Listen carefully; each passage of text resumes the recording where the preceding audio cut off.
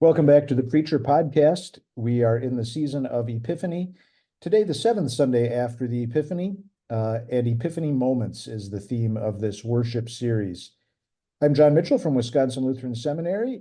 With me through this series, Pastor John Calpine from Calvary in Dallas and Pastor Phil Hebner from Wisconsin Lutheran High School in Milwaukee.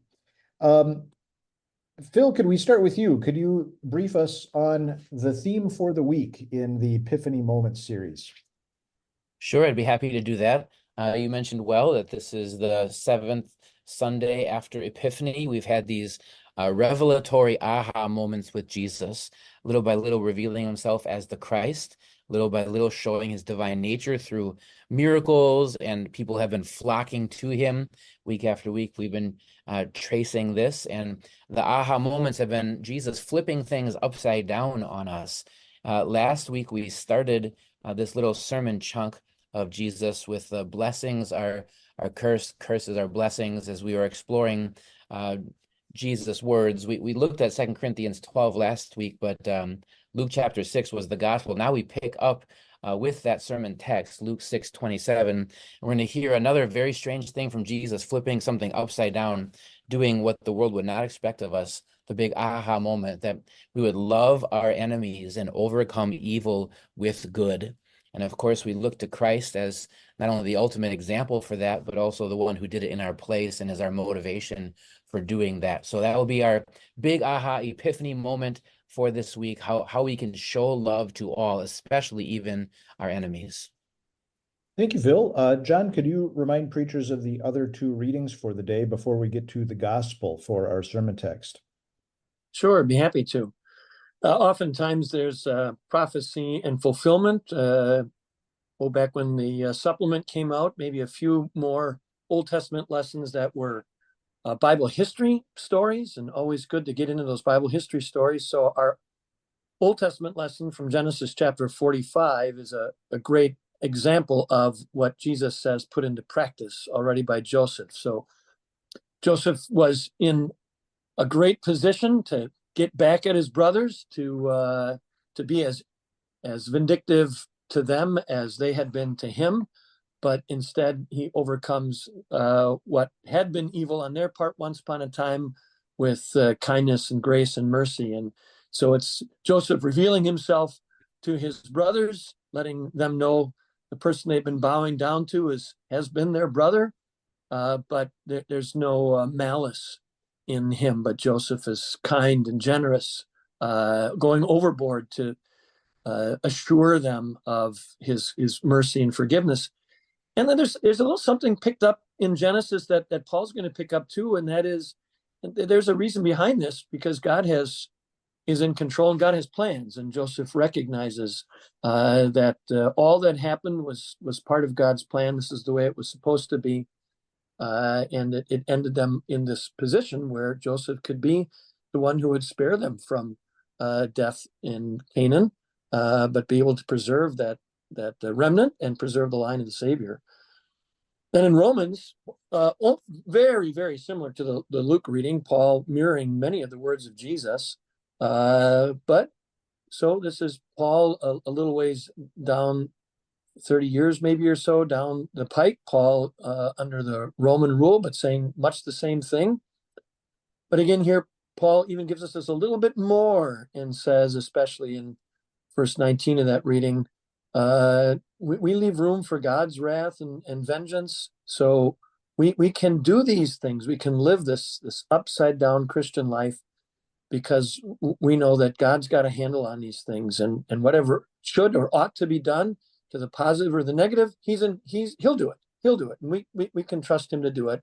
And that really frees us to live that kind of upside down Christian life, which then Jesus expresses so clearly in Luke's sermon on the plain, sermon on the mount, whichever name you give it there. But this stunning Christian ethic of the kindness, generosity, and mercy that we've been shown, that we then have opportunity to show in the lives of others. Thank you. Excellent summaries. And let's then turn our attention to the gospel of the day, Luke 6, verses 27 through 38.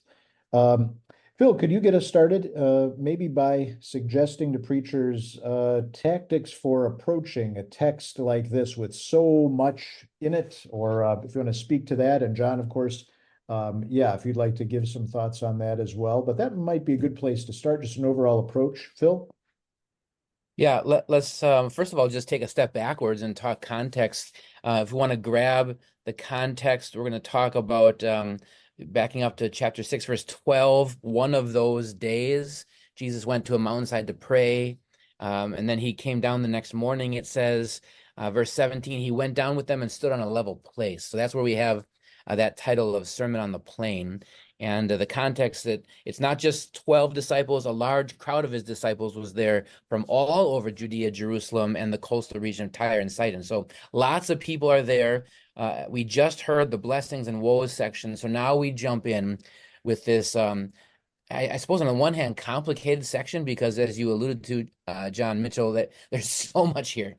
He's just saying so many things, rapid fire, do this, do this, do this, do this, do this.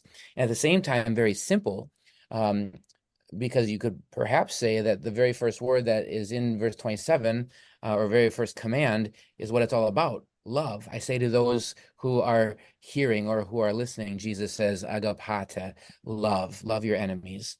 As for all these rapid fire commands, as far as I could tell, I don't think I missed all 16 of these imperatives in the text are in the present tense. So this is not just the, hey, really do a solid and love your enemy there one time, but, fool me once, shame on you, that kind of thing. The next time, no, just keep going, keep loving, keep doing good, keep blessing, keep praying over and over and over again, present tense.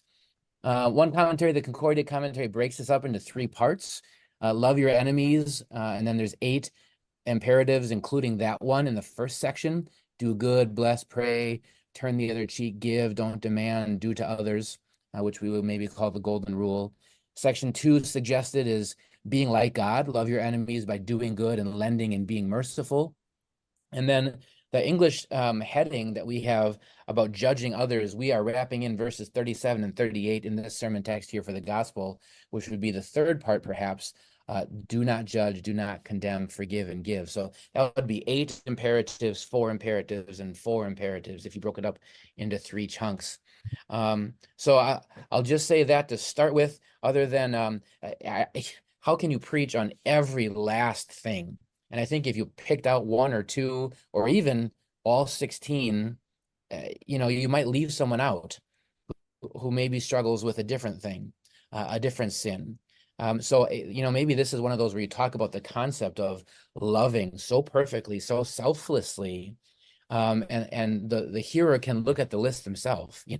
I mean, maybe you want to touch on some and give some specific examples, but this might be a case where you can just have an 80%, 20% law gospel balance if you just get after all these imperatives. So I think a word of caution there on how you pick and choose or summarize. But I'll pass over to the wisdom of you two, John and John, on how maybe you would approach all those present tense imperatives. Yeah, John, thoughts on how to handle that? Yeah, so either I think, as Phil has suggested, you've maybe touched it a little bit more broadly, and you pick 1 or 2, or you think of the concept in each of those imperative groups more broadly, or a preacher with freedom just says, here's the section I'm going to pick and choose. I'll take the first 8. I'll take the next 4. I'll and take that text and make it a little bit smaller for yourself. I think there is a lot of, the context is so important. Jesus preaching to his disciples, but this is really the sedes for Luther's understanding of the 2 kingdoms, and so there's got to be some preface there in approaching this so that you don't end up moralizing, but giving some understanding with which to approach these verses. And maybe you don't pick each one of the imperatives, but you give your hearers a way to approach these, and what's a really good understanding of this section of this Sermon on the Mount, Sermon on the Plain. I think really it's going to be a beneficial homiletic approach to this text. Right. Phil? Maybe the words I would key in on one I mentioned already, which is the love part, right? Which is a good overarching summary of what Jesus is asking us to do. But also a word in the Greek that neither of us brought up quite yet. In English, Jesus is talking about loving your enemies and says, "Well, what credit is it to you if you?" And that interesting word credit, he actually uses the word charis in verses 33, and is it what 34 too, right? What credit is it to you? Charis, as we often commonly define as undeserved love, grace, but also, a gift, a benefaction, something that's bestowed on someone. And I think that would be an interesting concept to just think about the undeserved love that Jesus is calling for. What kind of undeserved love, what kind of grace is it to give back to someone, or to do as been done to you, right? Even unbelievers do that kind of thing. What kind of undeserved love? But to show undeserved love, even for those who persecute you and hate you and are your enemies. So maybe I would take the law. This is a long roundabout way of me saying, I think I would take the law maybe in this direction. My sinful nature absolutely despises what Jesus says here. I mean, just everything he says is so against what we do culturally, pretty much everywhere in the world, but especially in America, in cancel culture, in quick respond on X or Twitter platform, social media. Um, this is just not what happens, from the mean tweet to the bar fight when someone gets mad, to boyfriend and girlfriend, husband and wife spats, and how you snap back at people, to yelling at the checkout lady at Walmart because she's not checking out your groceries fast enough. My sinful nature despises every last word that Jesus says here, because I absolutely hate it all and I don't want to do it. And so maybe I would focus a little on that aspect of it, of the law, that it's just so against our sinful nature to show this kind of love, or to use that word charis, to show that kind of undeserved love and grace. Great. John? And I think, Phil, that brings up such a good point, and not to get too dogmatic, but it's maybe not something we often preach on or point out, but you're really talking about not the committing of sins, but the lack of love. And here's a really great place to narrow in on what I think in front of our congregations really is a weakness, and that is not so much sins of commission, but sins of omission. And the love that Christ encourages, or if you take the second part, different word, the mercy that he encourages, is something I'd prefer to omit. I don't want to do that good thing that Jesus encourages, and that goes back to our theme, right? Overcoming evil with good, and I'd rather just omit that, and maybe don't always feel quite so bad about it. At least I didn't commit a sin. Who cares that I didn't do the good? And this kind of nails us to the wall. No, we don't get to get a pass and say, well, I just didn't do the good. Yeah, no, that's equally as much of a failure in God's sight. And this, yeah, this is not a word my sinful nature wants to hear. Yeah.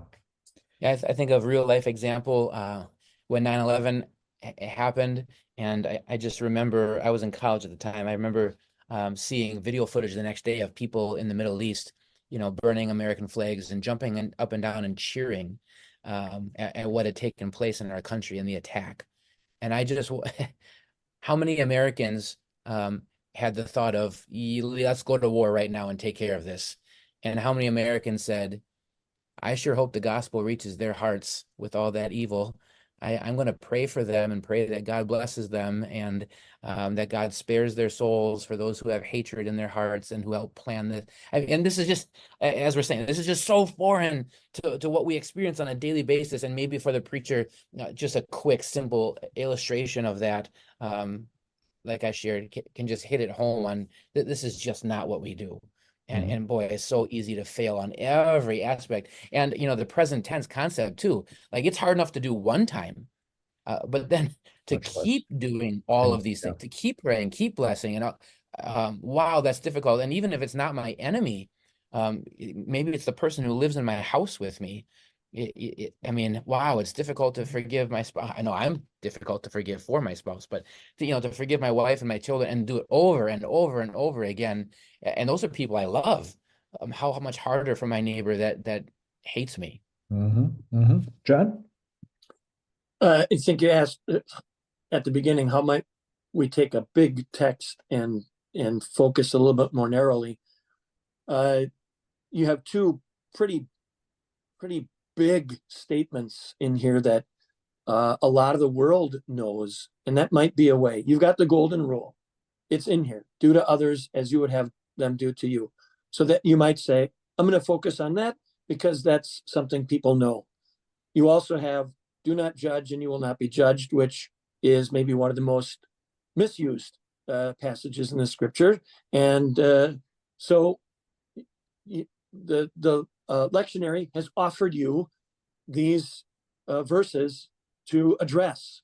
And so maybe rather than all of the 16 imperatives, I think you could spend a good 20 minutes, 10 minutes on each, just saying, we got a couple of biggies here.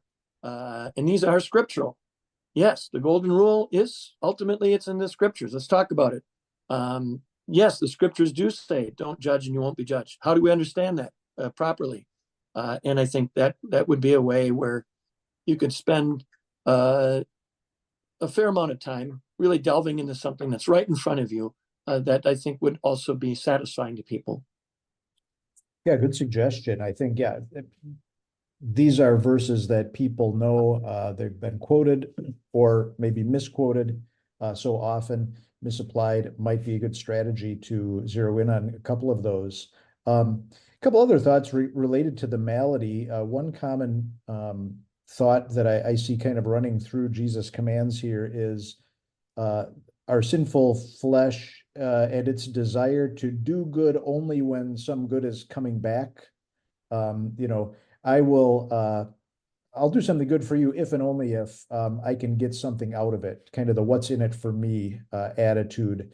And if that's not there, well, then why would I bother to do it? So in a lot of these, you kind of see Jesus saying, no, I'm commanding you to do good, even when nothing good is going to come back to you, at least not very soon, maybe in eternity, but not right away. John? Yeah, there's some precious gospel in that Christ does for us, expecting nothing in return, and for us too. I think people, when I teach confirmation class, I kind of set them up for it, but so you avoided something because you didn't want to threaten a punishment. They understand that's law.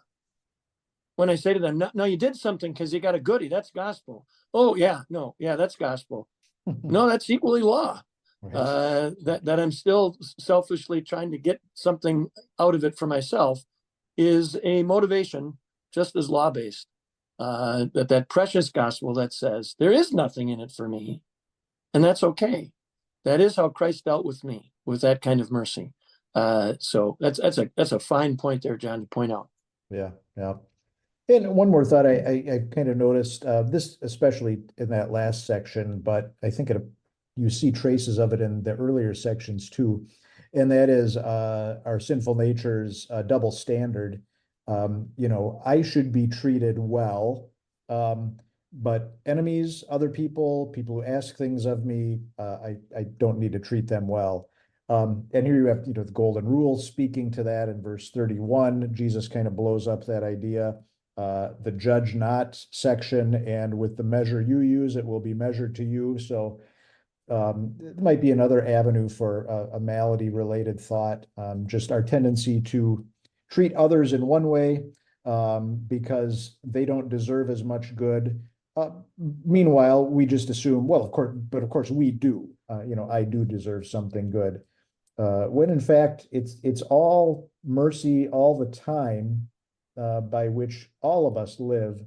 And I think Jesus has a way of bringing that out here and kind of leveling the playing field in a way. Moving toward the gospel, well, what do you do in a section like this where it is so heavily law? I see a couple spots we could jump off of, and I know we've mentioned a couple already. Phil, you've mentioned the charis there, and any other suggestions you would have for preachers for focusing on the gospel, Phil? Yeah, well, you mentioned the word charis, so I'll go off of that springboard with that.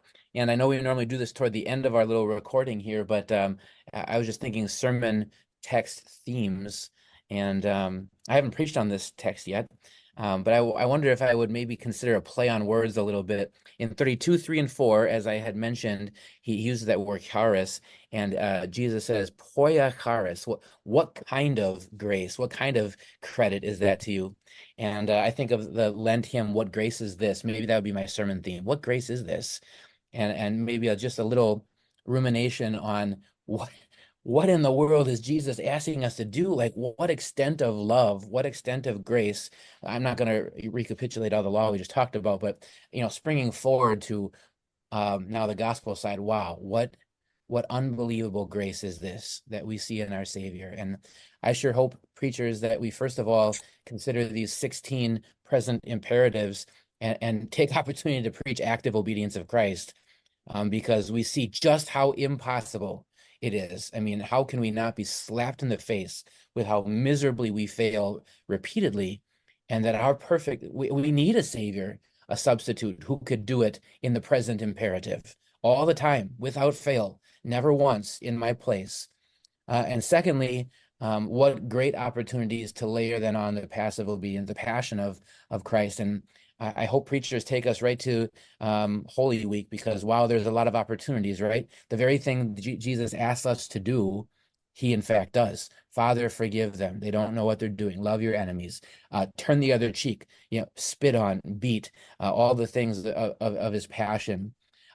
Being merciful and doing good, despite how he was ridiculed and rejected, despite taking all of our guilt and shame upon himself, forgiving, right? All the things that he asks us to do, not only did he do perfectly, but he paid for, and that we see in his passion that he did for us to pay for the wages of our sins with death. So what awesome opportunities to preach what Christ has done, I think, with this text. Great. John, other gospel ideas? Yeah, it's right there in verse 35, because he, referencing back to the Most High, he is kind to the ungrateful and the wicked. And I don't like to admit that I'm all these evil things to him, but how gospel-centered it is that he is all these things to me. And I am ungrateful and I'm wicked, but he has been kind. He's been generous. He has forgiven. He's done all these things. And it means my salvation. It means I am forgiven. And he has overcome my evil, not with evil, not by getting me back, but he overcame my evil with the ultimate goodness. We even call it the gospel, which is not the evil news or the bad news. It's the good news. He was just so, and continues to be so good, kind, gracious, and generous to me. In all these things, he fulfills for me. Yeah, I would echo that too. And I was thinking of the verse right after the one you mentioned, John.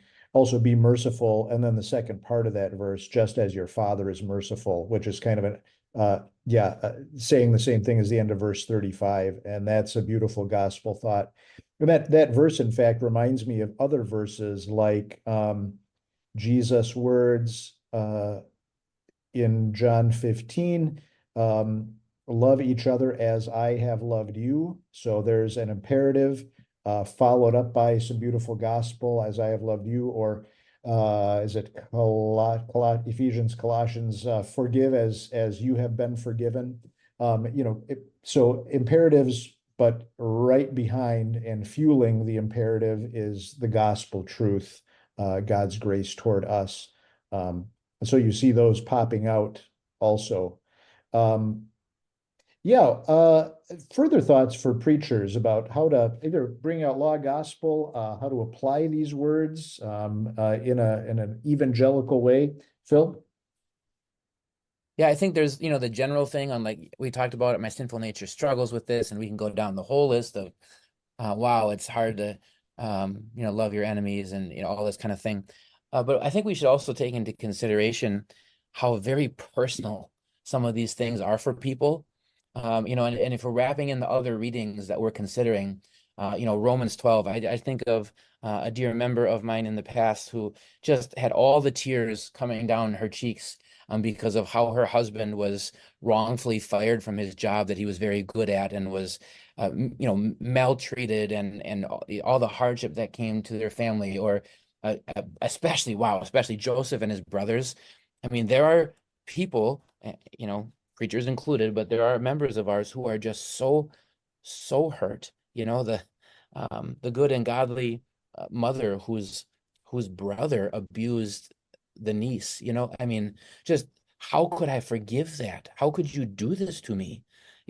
So to consider, I think it's more than just love your enemies, because those enemies have names and have faces in our lives and in our experiences. And for us to think that who's your enemy? Really, everyone's my enemy. And in fact, I'm an enemy of God, because sin separates. Sin separates us from each other, and sin separates us from God. And just to see the incredibly powerful love of Jesus for all, hopefully can be not only the healing and binding up of my own heart, but then in how I look to other people. If I can recognize that I am an enemy with so many millions of sins that have been washed clean and forgiven, can that gospel empower me to show that kind of love in the most difficult situations, like Paul calls for in Romans, like Joseph did with his brothers? It's just so personal for all of us. So if the gospel becomes personal to me, hopefully then application in how I live my life, it can be personal in my relationships with my neighbor. Right, John? If preachers want just something a little bit more objective, but a real life situation, and it happened right here in Dallas. A young man was killed by a police officer coming home late, was in the wrong apartment, and thought she was in hers, and she was in his apartment, and ended up killing him. His name was Botham Jean. That was the man who was killed. So his brother's on the stand, and you hear this. He's got a chance to speak, and you hear this so often. The opposite of what Jesus says. People, I hope you get the worst, and I hope you rot, and it's just their chance for that vengeance. And he stood there and said, I forgive you. I want nothing more for you than to know Jesus. And then in a stunning move, asked the judge, could I come down and give this person that killed his brother, can I give her a hug? And you see that on the video. This was Luke 6 in action. And I think to myself, would I have been able to do that? He even says, I didn't talk to my family about this, and I don't know that they agree, but that's stunning. And the reaction of the world was, we don't get this. We don't understand how you could do this. But that's a real life example. I think in application, I had referenced it before, the two kingdoms. If you have volume 21 of Luther's works on the Sermon on the Mount, it'd be good to read through this. Mm-hmm. This is a section where Jesus is talking to the Christian as Christian, not the Christian in relationship to others, like a parent. Somebody comes into my house as dad, I may not turn the other cheek. I'm going to defend my family. If I'm a judge, I am going to have to judge. If I'm a soldier, there are things I'm asked to do. So just getting an understanding of what this means in terms of, I'm talking to Christian just as Christian. And sometimes I have relations that may offer different solutions. But Christian as Christian, this is how I want to live. I also think of, I think it was somebody asked Gandhi once what he thought of Christianity. This, I think, is a somewhat famous phrase. I'm not going to quote it exactly. But he said, your Christ I like. And that we see in the gospel section of these words. This is Christ. This is what he did. But then Gandhi went on to say, your Christians, maybe not so much. And, this is a standard we find difficult to live up to because we still wrestle with our sinful flesh. Nonetheless, Jesus' words are true. He didn't say, oh, by the way, I was just kidding. I know none of you can do this. No, this is that standard by which, as Christian, I want to live and reflect that love. Yeah, beautiful thoughts. Phil? Yeah, maybe that's part of the epiphany aha moment that Jesus asked us to do. the most ridiculous things. And as I said sort of at the beginning, like just flips everything upside down from what our world would say. But for the Christian, it also flips upside down my perspective of these verses. So on the one hand, I look at this and like, no way, never. My sinful nature doesn't want to. There's no way I could match up to that. But the gospel flips it upside down and now empowers me to look at this and say, what opportunity I have. Wow, am I free to do what no one else does, to do what's unthinkable, like John's wonderful and heartwarming story from the courtroom. What opportunity I can be the mask of Christ to show this kind of light and love in a world filled with sinful darkness. So yeah, the aha, whoa, Jesus just turns this backwards on me that do this, do this. No, I get to do this. I get to be Christ to the world. And what an empowering thing it is to be filled with his love and then spill out his love toward others. Yeah. Yeah, I was thinking along similar lines too, kind of the radical change in perspective that Jesus' love to us gives on these words. We mentioned it before when we were talking about the malady. Yeah, these words, the law always accuses the flesh. And yeah, boy, these words really do accuse our flesh too. But then when you're enveloped by the love and mercy and forgiveness that Jesus gives, covered with his righteousness, the perspective is completely altered. And here it is, well, what else am I going to do but love as I have been loved? What else would I do but be merciful as my God is merciful to me? So totally changes our perspective on things. Um, yeah, further thoughts, or we can get into if you have ideas for themes for this section, or central thoughts, could share those with preachers. Any ideas to share? John? There's a lot of different ways that you can go with some themes. Here are just some that popped to my mind. If you're going to kind of go with the golden rule there, do unto others, you might go with something along the line, Christianity is the gold standard. And you might just delve into the fact that really this is something that just almost every religion has, but only Christianity really has the empowerment, like Phil just so wonderfully spoke about, the empowerment to actually live the gold standard. So this is something you see across all religions, but Christianity really, it's the only one that really gets it and has the means and the motivation to do it.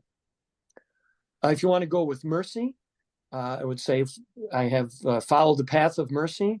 And so mercy is the key point, but all the little different commands are the pathway of mercy. Mhm.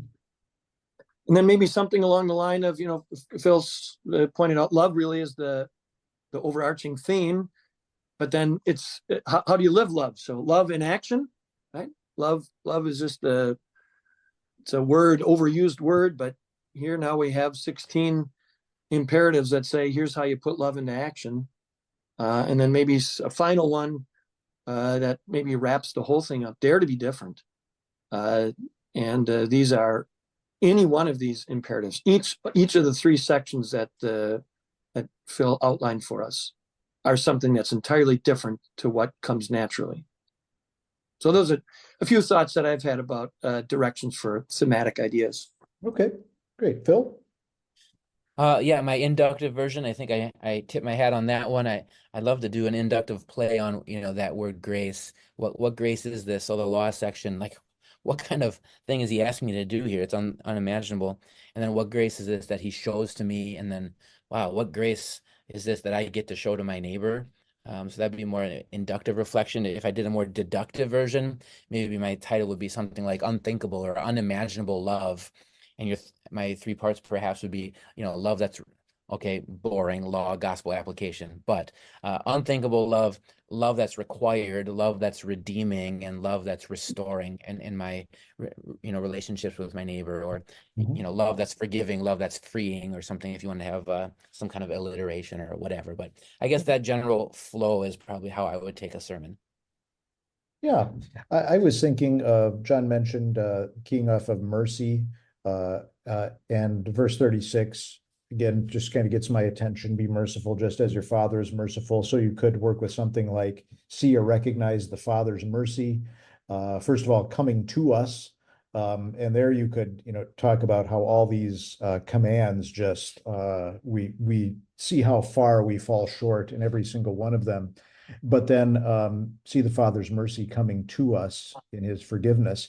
And then after that, see the Father's mercy flowing through us or something like that, where our perspective on these is transformed by the mercy he shows us. Related to that, kind of, if preachers have worked with a Lowry loop type of format, where the first part of the sermon, you kind of really delve into the conflict and complication. This could work, as we were talking about before, how, as I just mentioned, also, you could just talk about how all these commands, so beautiful, so well regarded, even non-Christians will adopt the golden rule. But how can such beautiful commands just burden us so and accuse us so terribly? What if, though, something new entered the picture that was not just our actions, and that is the mercy, the grace of God coming to us? And that flips things around, forgives us, gives us new life. And then the consequences that flow out of that are, trying to enact these words that Jesus gives us and reflect his mercy to others. So that might be a suggestion. John? It would seem that this whole series sets you up for, if you're experimenting with the Lowry loop, right? Part of the whole concept of the Lowry loop was that aha moment. Mhm. Well, you've got a whole series of aha moments that maybe sets you up really well. I don't do a whole lot of how-to sermons, but as I studied this, I thought this is a great sermon on, I have difficult people in my life. How do I deal with difficult people? And here's Jesus' ethic. Here's his advice. And so maybe a theme, if you want to give just the application, give it away right up front. Today's a sermon on how to deal with difficult people. You got enemies. You got people taking advantage of you. You got people that are being awfully judgy. All right. How do you deal with them? Mhm. And in each of the imperatives is giving you a way to deal with them that doesn't come naturally, Mhm. but is obviously part of the love of Christ. Yeah. Yeah, very practically oriented sermon. Just what do we do with these words? And showing that in light of the love of Christ, these are things that actually would bring joy to people and honor to the Father as his love works through us and in us. Any final thoughts? Other reflections for preachers?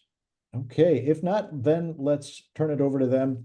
Preachers enjoy working with this text, wrestling with these words, but most of all, seeing the grace and mercy of Jesus that is ours in Christ and is ours to share with one another and even our enemies.